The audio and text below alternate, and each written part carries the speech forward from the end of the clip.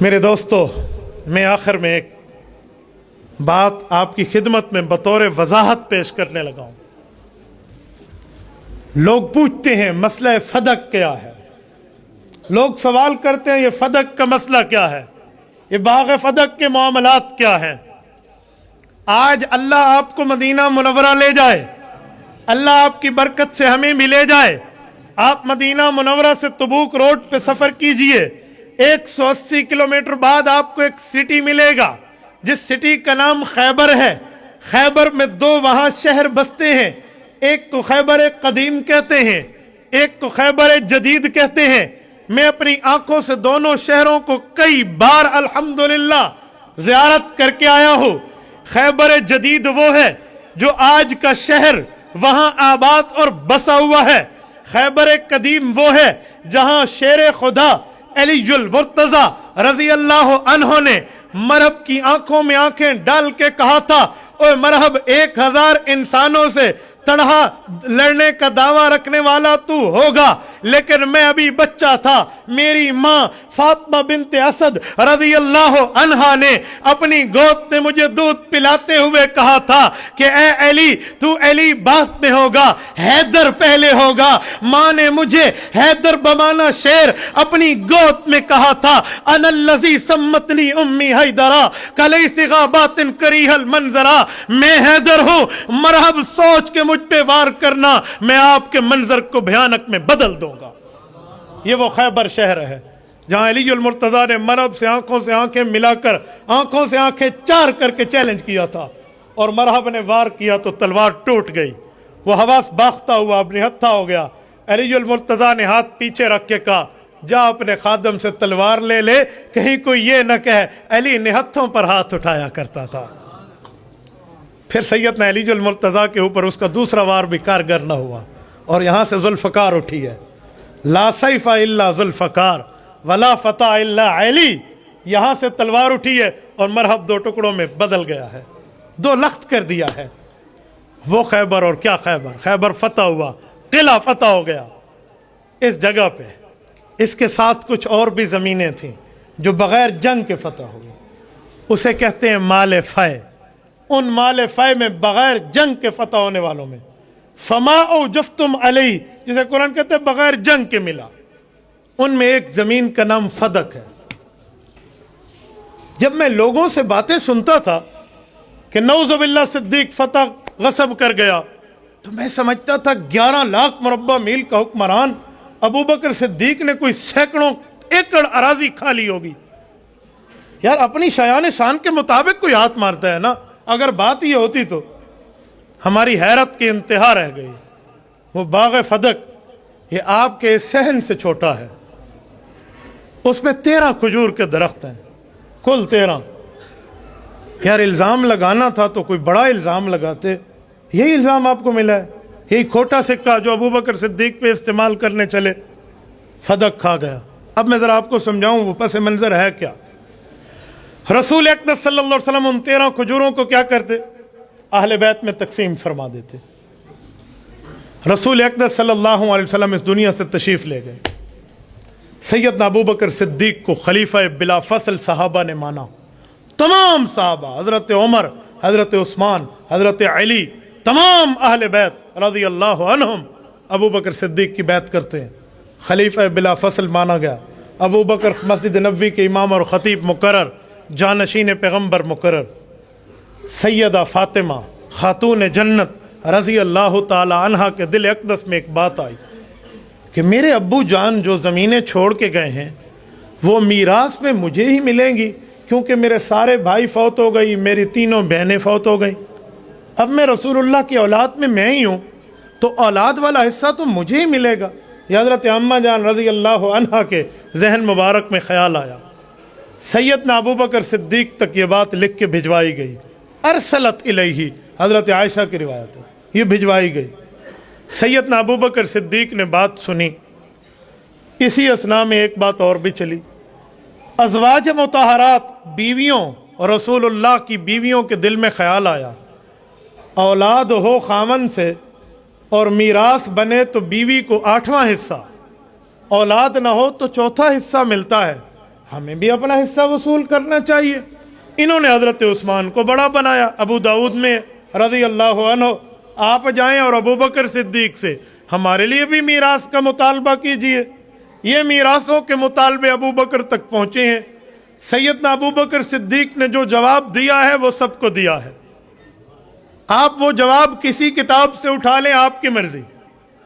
احتجاج تبرسی میں امام احمد تبرسی لکھتے ہیں، حق الیقین میں ملا باقر مجلسی لکھتے ہیں، اور ہماری کتب میں الطبقات الکبریٰ امام ابن سعد لکھتے ہیں طبقات کبریٰ میں، المتوفی 230 ہجری، جو امام بخاری سے بھی 26 سال پہلے دنیا سے رخصت ہوئے ہیں، وہ لکھتے ہیں. اسی طرح سنن کبریٰ بہقی میں امام ابو الحسین بہقی لکھتے ہیں. یہ تمام دونوں اطراف سے متفق علیہ کتابیں ہیں، یہ سب لکھتی ہیں. ابو بکر صدیق فرمانے لگے، لخت جگر پیغمبر، بیٹی فاطمہ خاتون جنت، اگر جائیداد چاہیے ابو بکر کی ساری جائیداد آپ کے قدموں پہ نثار ہے. نہیں ابو بکر مجھے جائیداد نہیں چاہیے، میں تو اپنے والد کا حصہ بطور برکت لینا چاہتی ہوں. بیٹی فاطمہ، جس پیغمبر کی میراث کی بات آپ کر رہی ہیں، یقیناً آپ کے شاید علم میں نہ ہو کہ آپ ہی کے والد محترم نے فیصلہ فرمایا تھا. یہ فیصلہ کیا تھا؟ نحن معاشر الانبیاء لا نورث ولا نورث ما ترکناہ صدقہ. لوگوں، انبیاء اور امت کا معاملہ جدا ہے. جب امتی فوت ہو تو قرآن کہتا ہے یوصیکم اللہ فی اولادکم للذکر مثل حظ الانثیین، میراث بن کے ورثاء کے پاس چلا جائے گی. لیکن جب نبی فوت ہوتا ہے ما ترکناہ صدقہ، میراث جائیداد نہیں بنتی، وہ تمام زمین امت پر صدقہ ہو جاتی ہے. ابو بکر صدیق فرماتے ہیں، بیٹی لخت جگر فاطمہ الزہرا، یاد رکھنا یہ آپ کے ابو کا فرمان اور فیصلہ ہے. یہ فیصلہ آپ اپنے خاوند علی المرتضی سے پوچھئے. رسول اللہ کے چچا سیدنا عباس بن عبد المطلب رضی اللہ عنہ سے پوچھئے، سوال کیجئے، کیا پیغمبر کا فیصلہ یہ نہیں تھا؟ حضور نے خود میراث اپنی نہیں رکھی، اور جو رکھا ہے وہ وہی ہے. ھذا ما قضا محمد الرسول اللہ صلی اللہ علیہ وسلم واقضی بما قضى النبی صلی اللہ علیہ وسلم. وہ وہی ہے جو فیصلہ حضور کا تھا اہل بیت پہ تقسیم ہوتا، وہی فیصلہ میں برقرار رکھنا چاہتا ہوں تاکہ حضور کا فیصلہ وہی برقرار رہے. نہ مداخلت فیصلے میں آپ کریں، نہ مداخلت فیصلے میں کروں.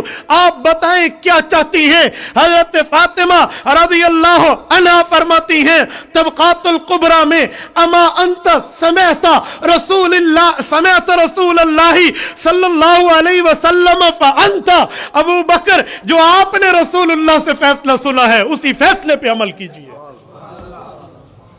یہ تو 1400 سال پہلے سے معاملہ طے ہو گیا تھا. اور صدیق اکبر رضی اللہ عنہ نے اپنی بیٹی سمیت حضور کی بیویوں کو جواب دیا.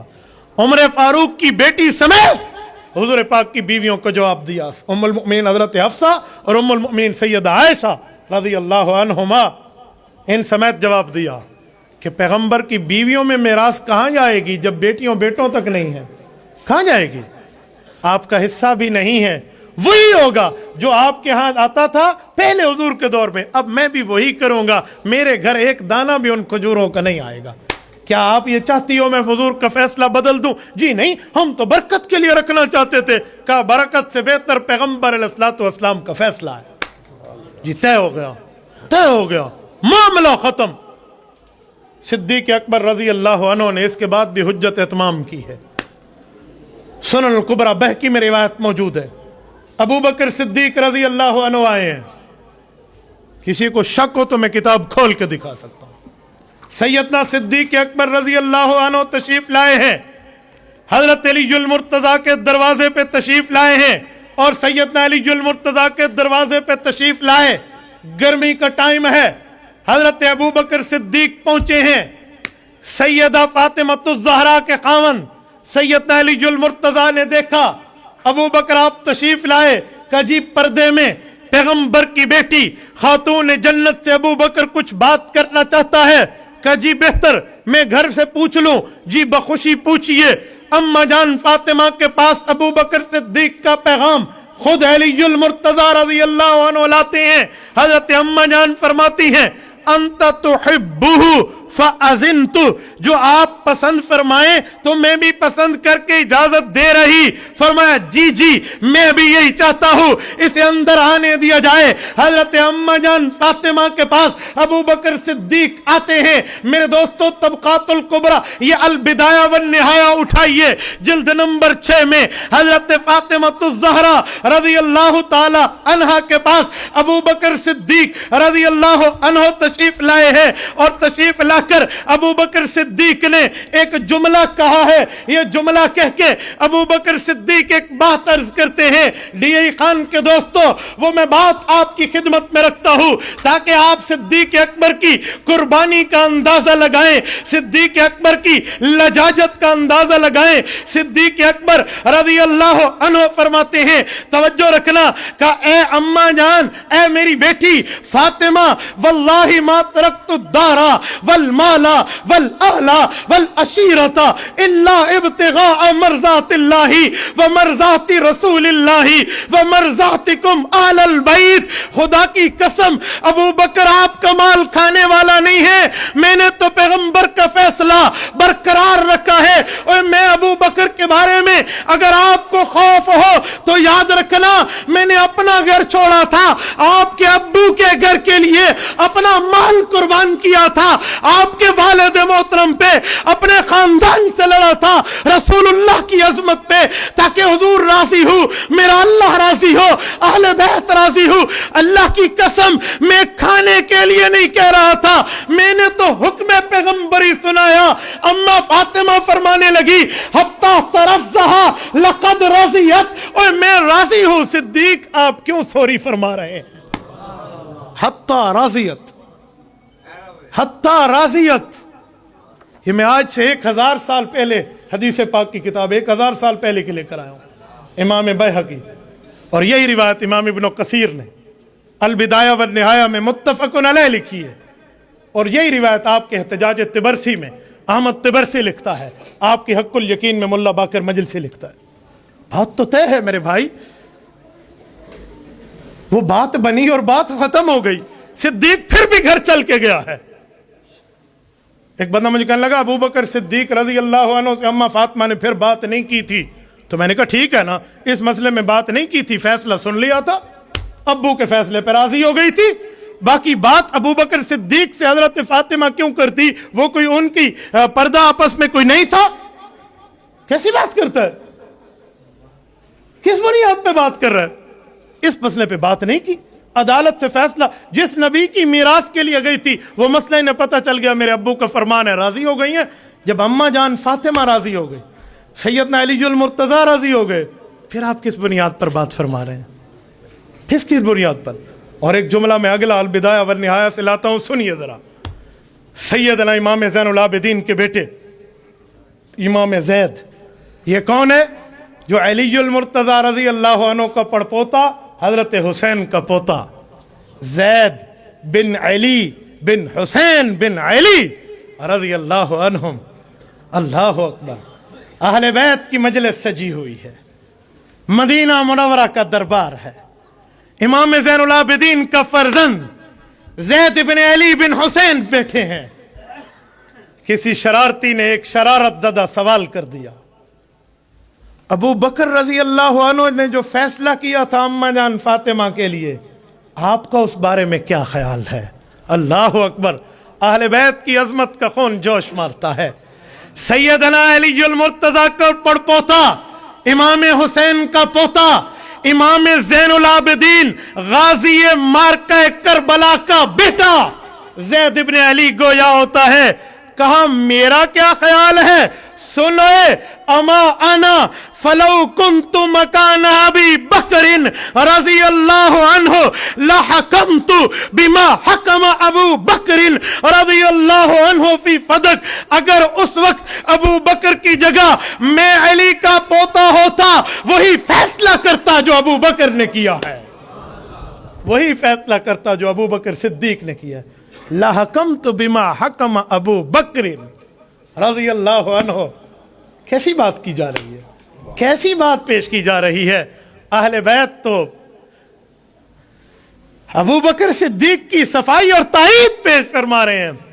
ओए ये गासिब था, और जब सिद्दीक अकबर की बेटी से रसूलुल्लाह की शादी हुई है, 500 दिरहम हक महर मुकर्रर हुआ, तो सिद्दीक अकबर फरमाते हैं मुझे ये बात अच्छी न लगी कि रसूलुल्लाह जेब से पैसा अदा करें। सिद्दीक अकबर ने हुजूर की बीवी का हक महर अपनी जेब से दिया था। हिजरत के वक्त 2 ऊँटनियां दी थी। हिजरत के सफर पे 40,000 दीनार रसूलुल्लाह सल्लल्लाहु अलैहि वसल्लम की जान पर खर्च किए थे, और यह फिदक खा गया था जिसने जान माल रसूलुल्लाह पे लगाया। जो इस सफर में यूं पैसे लुटाता फिरता है, जो माल लगाता फिरता है, कहते माली अनफिक अला रसूलिल्लाह, या रसूलल्लाह माल अबू बकर कमाए, हुक्म आप पे खर्च हो। ये खा गया था, इसे गासिब कहते हो। ये गसब कर गया था जिसने अपनी जान, अपनी माल, अपनी औलाद, अपना सब कुछ पैगंबर इस्लाम पर लगा दिया था। अच्छा चलो मैं एक कदम बढ़ के कहता हूं, हमारे 12 आइम्मा हजरत अली, इमाम हसन, इमाम हुसैन, इमाम ज़ैनुल आबिदीन, इमाम मोहम्मद बाकिर, इमाम जाफर सादिक, इमाम मूसा काज़ी, इमाम अल रज़ा, इमाम तक़ी, इमाम नकी, इमाम हसन अस्करी, इमाम महदी रज़ी अल्लाह अन्हुम, अजिल्ला शख्सियात में किसी एक का कौल पेश कर दो कि सिद्दीक ने यह बाग अपने कुंबे और फैमिली के नाम पे करा दिया हो। कयामत तक ये बात नहीं मिल सकती। ये तो सब राजी रहे उनसे। सिद्दीक ने अपने कुंबे पे करा लिया हो, अपने नाम पे अलॉट करा लिया हो, आमदन से जायद असासा बना लिया हो, कोई तो पेश करके दिखा दो। और सिद्दीक ने अगर रसूलुल्लाह की बेटी को यही फैसला सुनाया है, तो हुजूर की बीवी और अपनी बेटी आयशा को भी यही फैसला सुनाया है। सिद्दीक ने अपने घर में भी तो नहीं दिया। क्या तुम ये चाहते हो सिद्दीक पैगंबर के फैसले में मुदाखलत करता? बोलिए बोलिए। सिद्दीक पैगंबर के फैसले को बदल देता, पैगंबर के फैसले को अबू बकर तब्दील करता, यही चाहते हो? सिद्दीक ने तो पैगंबर के फैसले को बरकरार रखा है। इस फैसले को अबू बकर सिद्दीक रज़ी अल्लाह अन्हु बरकरार रख रहे हैं। ये कैसे हो सकता है कि अबू बकर सिद्दीक रज़ी अल्लाह अन्हु पैगंबर के फैसले को बदल दे? और सिद्दीक अकबर रज़ी अल्लाह ताला अन्हु को अल्लाह रब्बुल इज़्ज़त ने ये जो फैसला कराया है, सिर्फ सिद्दीक का नहीं है। ये पहले फैसला नबी का है, फिर फैसला सिद्दीक का है, फिर उमर का है, फिर उस्मान का है, फिर सैयदना अली का है रज़ी अल्लाह अन्हु। इन सब ने अपने दौरों में भी यही किया था। मैं अगर तेरी बेवकूफ़ी मान लूं कि सिद्दीक खा गया था, नऊज़ु बिल्लाह, तो फिर तू सिद्दीक के सच पे शक कर रहा है, तो मैं जुमला कह सकता हूं कि सिद्दीक का शक मशकूक है अगर फिर सच जमीन पे नहीं आया। फिर इस धरती पे सच्चा किसको दिखाएगा? अगर अबू बकर का सच भी मशकूक हो जाए, फिर सच्चा होगा कौन? फिर अल्लाह की कसम जमीन पे सच्चाई उम्मत में नहीं उतरी। और सिद्दीक जिसके पसीने से सच्चाइयों की, वफाओं के बादशाह बनते हैं लोग, वफाएं यहां से फूटती हैं जो चश्मा है सदाकत का, ये खा गया था। मेरे दोस्तों, मैं एक जुमला कहता हूं, हजरत अबू बकर खा गया तुम्हारे मुताबिक, हजरत उमर हजरत उस्मान खा गए, नऊज़ु बिल्लाह। फिर हजरत अली की हुकूमत आई या ना आई? बोलिए। तो बाग़ फदक कोई गुमलजाम नहर के नीचे आ गया था? ये पानियों में आ गया था? फदक की जमीन तो हजरत अलीउल मुर्तज़ा के ज़ेर कंट्रोल इलाके में मौजूद थी। तो जब हजरत अलीउल मुर्तज़ा बिला शर्कत गैर हुक्मरान बने थे और 4.5 साल बने थे, हजरत फातिमा तो दुनिया से रुखसत हो गई रज़ी अल्लाह अन्हा, हजरत हसन हुसैन तो जिंदा थे, हजरत उम्मे कुलसूम और हजरत ज़ैनब तो जिंदा थी, हजरत फातिमा की औलादें।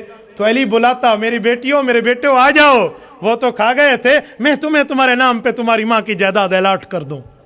हजरत अली ने भी तो नहीं किया। क्यों? اس لیے کہ اہل بیت کا فیصلہ میں سنا چکا ہوں البدایہ سے کہ ابو بکر کی جگہ اگر ہم ہوتے تو یہی فیصلہ کرتے. یہ فیصلہ وہی ابو بکر والا اور نبی والا علی نے برقرار رکھا ہے رضی اللہ عنہم. پھر فتویٰ صرف ابو بکر پہ کیوں ہے؟ پھر غصہ صرف خلیفہ وقت کی جوڈیشری پہ کیوں ہے؟ پہلے دن سے عدالتوں میں انصاف نہیں ملا. یہ کس بنیاد پہ باتیں ہو رہی ہیں؟ یہ کس بنیاد پہ کہا جا رہا ہے سبحان اللہ و بحمدہ سبحان اللہ العظیم؟ دوسرے لفظوں میں یہی کہنا چاہتے ہو کہ پھر چوتھی جوڈیشری جو حضرت علی المرتضیٰ کی تھی اس نے بھی ناانصافی سے کام لیا تھا؟ یا ابو بکر صدیق کو بہانہ بنا کر علی کو نشانہ بنایا جا رہا ہے؟ کیا مطلب؟ کس بنیاد پہ کہا جا رہا ہے؟ اور میں ایک بات قول فیصل کے طور پہ بات ختم کرتا ہوں، توجہ رکھنا. اللہ کی چاہت یہی تھی، اللہ کی مرضی ہی یہی تھی. ابو بکر خلیفہ اول بنے اور یہ فیصلہ کرائے، علی خلیفہ آخر بنے اور پھر اس فیصلے کو برقرار رہے. اگر علی پہلے نمبر پہ خلیفہ بن جاتے تو صدیق کے فیصلے کی تائید کون کرتا؟ نہیں سمجھے؟ صدیق کے فیصلے کی تائید کون کرتا؟ آؤ میں تمہیں 5 تن پاک دکھاؤں. ایک نبی ہے، ایک صدیق ہے، ایک عمر ہے، ایک عثمان ہے، ایک علی ہے. یہ بھی تو 5 تن پاک ہیں جن میں پہلا نبی ہے، آخری علی ہے. پانچوں نے فیصلہ یہ برقرار رکھا ہے. اس سائڈ سے آؤ فیصلہ نبی کا ہے، اس سائڈ سے آؤ فیصلہ علی کا ہے. اگر خلافت میں حضرت علی پہلے آ ہی جاتے تو یہ حضرت ابو بکر کے فیصلوں کی تائید کون کرتا؟ تصویب کون کرتا؟ صفائی کون دکھاتا؟ رب نے اپنی قدرت کاملہ تامہ سے ابو بکر کو پہلا نمبر، حضرت علی کو چوتھا نمبر دیا تاکہ یہ تائید کرتے ہوئے جائے. میرے دوستو، اللہ رب العزت ابو بکر صدیق رضی اللہ تعالیٰ عنہ کی قدر کی توفیق عطا فرمائے. ان کی قبر پہ کروڑوں اربوں رحمت نازل فرمائے. میں اسی بات ختم کرتے ہوئے یوں کہوں گا، جڑا حق نہیں مندا حیدر دا ایمان یقین تے نہیں آیا. جڑا حق نہیں مندا حیدر دا ایمان یقین تے نہیں آیا. عثمان دی شان دا نظریہ شیطان لعین تے نہیں آیا. جڑا راز عمر دا منکر ہے او بشر اجاں دین تے نہیں آیا. جڑا راز عمر دا منکر ہے او بشر اجاں دین تے نہیں آیا. صدیق دا سچ مشکوک اگر تا سچ زمین تے نہیں آیا.